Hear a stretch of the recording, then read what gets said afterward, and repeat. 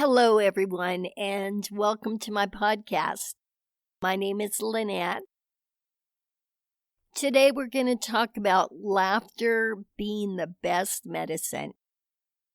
Have you noticed recently how serious conversations are? And when you turn on your television, the media has so much bad news, even if you try to avoid it by watching shows that make you happy. In between each show, there's a little blurb of news that is rather upsetting.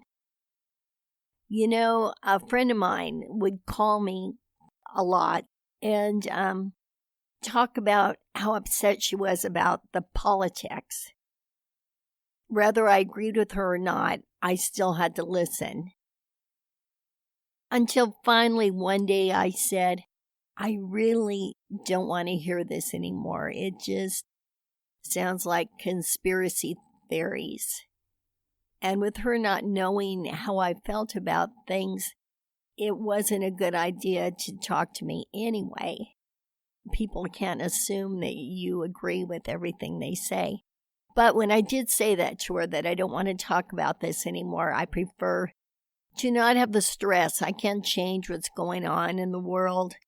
So I prefer not to hear bad news 24/7. And she said to me, well, then I have nothing to talk about. That's all that's going on in my life. I have nothing to talk about. And I thought, oh my gosh, how sad is that? That we've come to a place that we're so engulfed in bad news that is all we have to talk about. It makes you wonder what happened to our goals, what happened to our ideas. And actually, I think it was somewhat because of that conversation that led me to make a turn and make this podcast more of a spiritual side. If we've come to a place where all we have to talk about is bad news, and when we turn on the television, all we see is bad news, then we're surrounded with it. Therefore, we need to make a concentrated effort to be a beacon of light in this dark world. And I know we need to keep informed. I'm not saying to bury your head in the sand, but get the information you need and then move on. I want to tell you a really good analogy that I heard, because for the life of me, I couldn't understand why when I would go on social media, I would hear one group saying how much they loved certain things and the other group hating the same thing. And I thought, what makes people have such different views on things? And the analogy that I heard that gave me a little bit better understanding was related to food. I'll just hypothetically take Brussels sprouts, for example. One person may eat a Brussels sprout and love it, and the other person may eat a Brussels sprout and it just makes them sick to their stomach.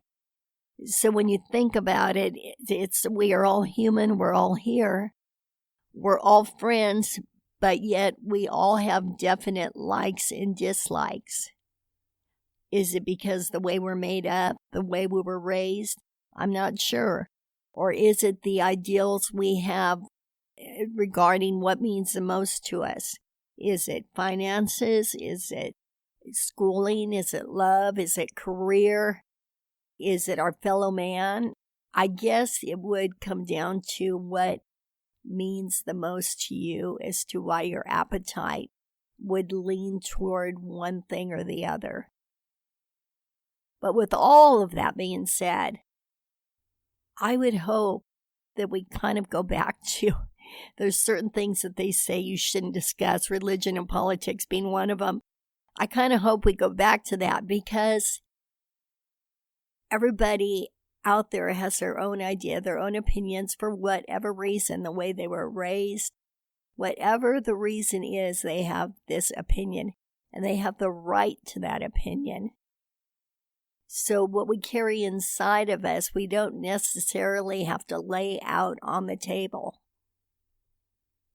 nor should we try to convert fellow man to believe like we believe.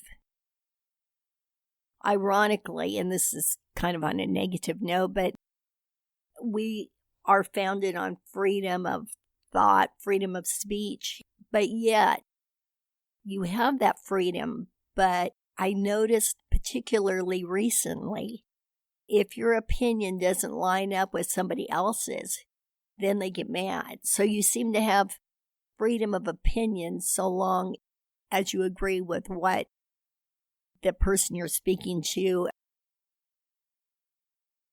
With this particular episode, Laughter Being the Best Medicine, a big part of that is live and let live.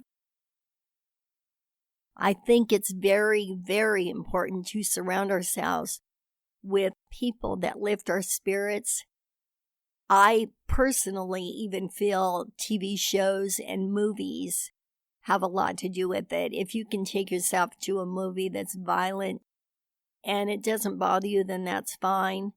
Personally, I love to laugh, and I love to watch shows that make me laugh. Sometimes I'm home by myself watching a sitcom and I'm laughing out loud to myself. So I believe to keep your spirits up, you have to give thought to what you're surrounding yourself with, your spirit, your mind, and that is try to be around positive people, people that are lighthearted, what you watch, what you listen to. For example, I personally love country music, and to me it is very funny because the country musicians seem to make a song about everything. I was planning my mother's memorial. I was very upset and I was very, very stressed out. And the song came on, needing whiskey glasses. That is so true. Instead of rose-colored glasses, I needed some whiskey glasses. And it made me laugh. So I would kind of sing that to myself as I was making these preparations. The other thing is not only surrounding yourself with people that are positive and what you listen to, what you watch, just in general making your whole life on a higher level. And, I'm going to talk for a minute about jealousy, and maybe jealousy isn't the right word, but we tend to look at people and it appears that they have everything. So, of course, we think they must be very happy. But I'm going to tell you, without a doubt, because I've been on both sides of the fence, those material things, that appearance that makes them look like they have everything, does not bring happiness. You could be sitting in a chair in the corner of your house, all by yourself, and be happier than you've ever been in your whole life. When they say happiness comes from within, I am here to tell you happiness comes from within. And again, it goes back to body, mind, and spirit. They all need to line up. The other night, I was listening to a preacher on my cell phone. Somebody had sent this to me, and every time somebody refers me to a book or sends me something to read or listen to, my first thought is, I got to listen to it. But I'm glad I did, because this preacher said something very profound. He said, when you look at a tree, a fruit tree, and it has maybe 2 apples on it, you don't stare at the tree and say, oh, please, please, please give me more apples. Please give me more apples. You just know, you just believe that more apples are going to grow on that tree. So to sum things up, as we've talked over the last 15 episodes, it comes down to keeping our spirit in line, keeping our physical thoughts in line, and trying to surround ourselves with positivity. And I'm not saying cut everybody out of your life by any means, But if there is someone that you realize constantly brings you down, maybe you can kind of keep them a little more at arm's length. I know I mentioned my mother earlier. She was a very spiritual woman. And after she passed, my sister found a poem on her computer that my mother had written.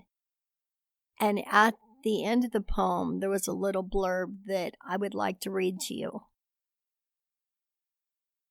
And it says, "Learn to overcome the negatives in your life.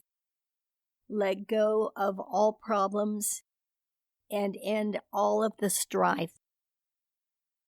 And soon you will be able to set yourself free and enjoy your entire life just like me." I would like to close with that, and thank you so much for listening. Take care and God bless. Bye-bye.